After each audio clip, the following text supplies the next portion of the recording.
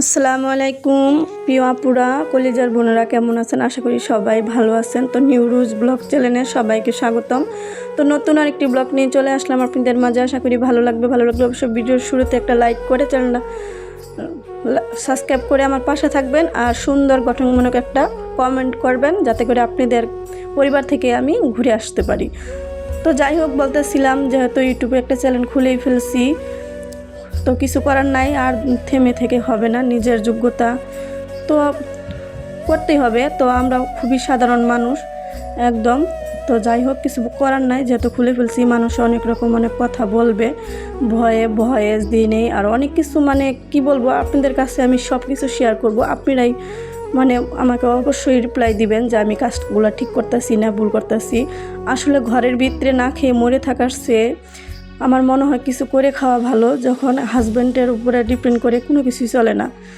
তো আমার হাজব্যান্ডের একসময় অনেক চাকরি ছিল, চাকরিতে ভালো স্যালারি পেত, তো তার আত্মীয় স্বজন সবাই তার বাসা তখন ছিল। তো যাই হোক, যে কোনো কারণে আমার হাজব্যান্ডের চাকরিটা চলে গেছে। এখন আমার হাজব্যান্ড একদম বেকার। তো এখন আমাদের পাশে কেউ নাই বলতে গেলে। আমার হাজব্যান্ড এখন রিক্সা চালায়, রিক্সা চালক। তো যাই হোক, কিছু করার নাই, জীবিকা নির্বাহ করে খেতেই হবে। পুরুষ মানুষ, পরিবার সংসার সব কিছু সামলাতে হবে।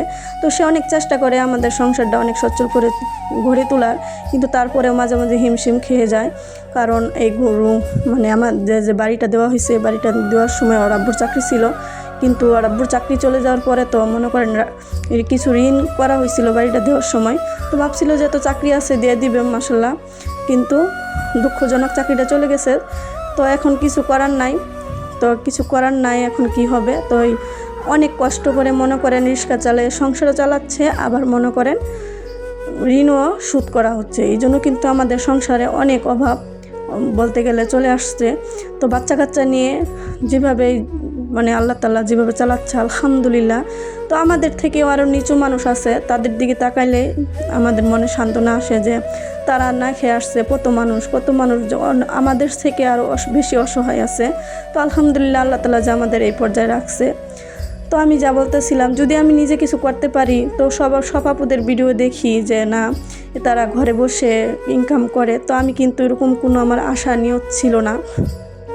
তো আমি ছোটোবেলার থেকেই অনেক অভাব অশান্তিতে বড় হয়েছি, অনেক জীবনের সাথে যুদ্ধ করে, কিন্তু আমার অভাবটা একদম ভাল লাগে না এখন। আর ছোটোবেলায় বাবা মারা গেছে, মা অসুস্থ হয়ে গেছিলো। তো আমাদের একদম এমনও ঈদ গেছে, আমি একটা মানে প্যান আর উন্না গায়ে দিয়ে আমার ছোটোবেলার জীবনগুলো কাটাইছি। তো মানুষের বাড়ি ঘুরে ঘুরে ধারে ধারে কাজ করে করে কিন্তু আমার জীবনটা কাটানোর পরে যাক, আমি আলহামদুলিল্লাহ, আল্লাহ তাআলা আমাকে ভালো একটা হাজব্যান্ড দিছে। তো আলহামদুলিল্লাহ, কিন্তু দুঃখজনক। তো বিপদ মুসিবত আসতেই পারে মানুষের সংসারে, কিন্তু আমি থেমে থাকার মতন মেয়ে না। আমি চাই আমি নিজে কিছু করব, আমি নিজের যোগ্যতায় কিছু করতে চাই, হাজব্যান্ডের পাশে থাকতে চাই, কিন্তু আমার হাজব্যান্ড সাথে রাজি না। তো রাজি না হোক, কিছু করার নাই, চ্যানেলটা খুলেই ফেলছি, এখন তো ভিডিও দিতেই হবে। তো মাঝে মাঝে অফ করে দেই, কিন্তু তারপরে একসময় চিন্তা করি, যখন অভাবগুলো আমাকে ঘিরে ধরে, তখন আর আমার সহ্য হয় না যে না, এভাবে বসে থাকার চেয়ে আমি নিজে কিছু করি। তো অনেক দিন গার্মেন্টসে চাকরিও করছি আমি। তো বাচ্চা কাচ্চা হওয়ার পরে আর সেখানে আমি পারি না, বাচ্চা রেখে আমি কাজ করতে পারি না, যেহেতু আমার 3টা বাচ্চা অলরেডি। 3টা বাচ্চা রেখে চাকরি করতে গেলে আপনার চাকরির টাকা কিন্তু চলে যাবে। আর আমি যখন চাকরি করছি তখন কিন্তু আমি পর্দা করতাম না। আমি এখন মাশাআল্লাহ আমি একটু পর্দা করার চেষ্টা করি, কিন্তু জানি এখন আমি ভয়েস দিব আমার পর্দাটা কেটে যাবে।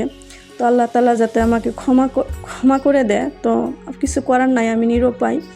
তো অভাবে অনটনে বসে থাকার চেয়ে আমি চাই, আমি তো কোনো গুনাহ করতেছি না বলে, আমি আমার রান্না বান্না জাস্ট আমার বয়সটাই তো দিতেছি।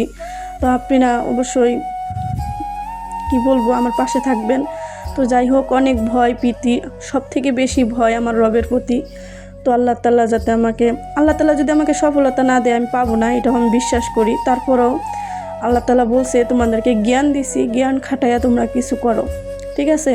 তো যাই হোক, কিছু করার নাই, অনেক তো গুনাহ করতেছি, যে এরকম ফ্যামিলিতে পড়ে থাকে অনেক গুনাহ হইতেছে।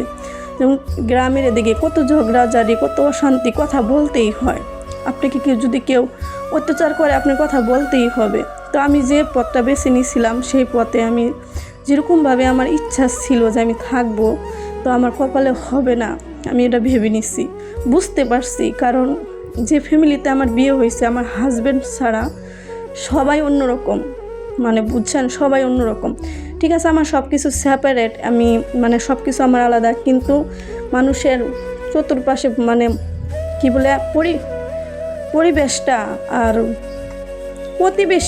প্রতিবেশী যাকে বলে তাদের অত্যাচার যে এরকম, মানে আপনি যদি চুপ থাকেন আপনাকে আরও তারা মানে গিলে খাবে, এরকম অবস্থা। তো সব কিছু ভেবে চিন্তে আর থেমে থাকবো না, নিজের জীবনের পথে আমি যুদ্ধ করব, যে এতে যা হয় হবে।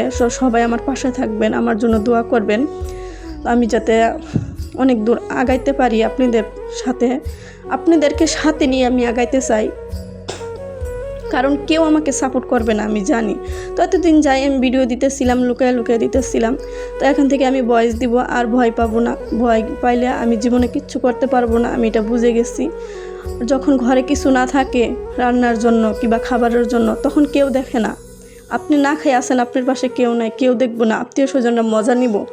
আর যদি আমি নিজে কিছু কর্ম করতে পারি, তাতে দিয়ে যদি আমার সংসার সচ্ছলভাবে চলতে পারে, আমার বাচ্চাদের হাকার চাহিদা, এই যে ঈদ আসছে, রমজান মাস চলে গেছে, মার্কেট করতে পারতেছি না কেন? হাজব্যান্ডের কাছে টাকা নাই, দিতেছে তো, সংসার চালাইতে গেলেই তো হিমশিম খায়, সে তো অনেক কষ্ট করতেছে, তাই না? তো সে অনেক কষ্ট সইতে পারে, আমি পারি না। সে অনেক কষ্ট সইতে পারে, আমি কষ্ট সইতে না, আমি কীরকম জানি, বুঝছেন? আমি এত অভাব, এত কষ্ট সইতে পারি না। তো যাই হোক, কিছু করার নাই, আপনারা সবাই আমার জন্য দোয়া করবেন। তো আমি এখন থেকে ভয়েস দিব ইনশাআল্লাহ, আর আমার জীবনের গল্পগুলো আপনাদের সাথে শেয়ার করব। তো আজকে এই তো দোকানওয়ালা আসছিল, দোকানওয়ালার কাছ থেকে আমি এই তো 30 টাকার পাস্তা কিনে নিয়ে বাচ্চাদের জন্য রান্না করতেছি। আর আমার বাচ্চারা মনে করেন যে কোনো খাবার দিব তারা 2 মিনিটে ফিনিশ করে ফেলবো, মাশাল্লাহ, কেউ নজর লাগাবেন না, অনেকের বাচ্চারা খাইতে চায় না। তো এই তো রান্না করে নিলাম, আজকে আমি ইফতারে পাস্তা রান্না করে নিলাম। তো সবাই আমার জন্য দোয়া করবেন, ভিডিওর ভিতরে যদি কোনো ভুল ত্রুটি হয় ক্ষমা দৃষ্টিতে দেখবেন। তো ফেসবুক, ইউটিউব যে যেখান থেকে আমার ভিডিওটা দেখতেছেন, অবশ্যই চ্যানেলটা নতুন হলে চ্যানেলটা সাবস্ক্রাইব করে দিবেন, আর আপনাদের মতামত কমেন্টে জানাবেন। আর যদি ফেসবুক থেকে দেখতে থাকেন তাহলে পেজটা ফলো করবেন। আপনাদের কাছে অনুরোধ করব, আমার পাশে থাকবেন, আপনারাই আমার পরিবার এখন থেকে, বিশ্বাস করেন। সবাই ভালো থাকবেন, আসসালামু আলাইকুম, আমার জন্য দোয়া করবেন।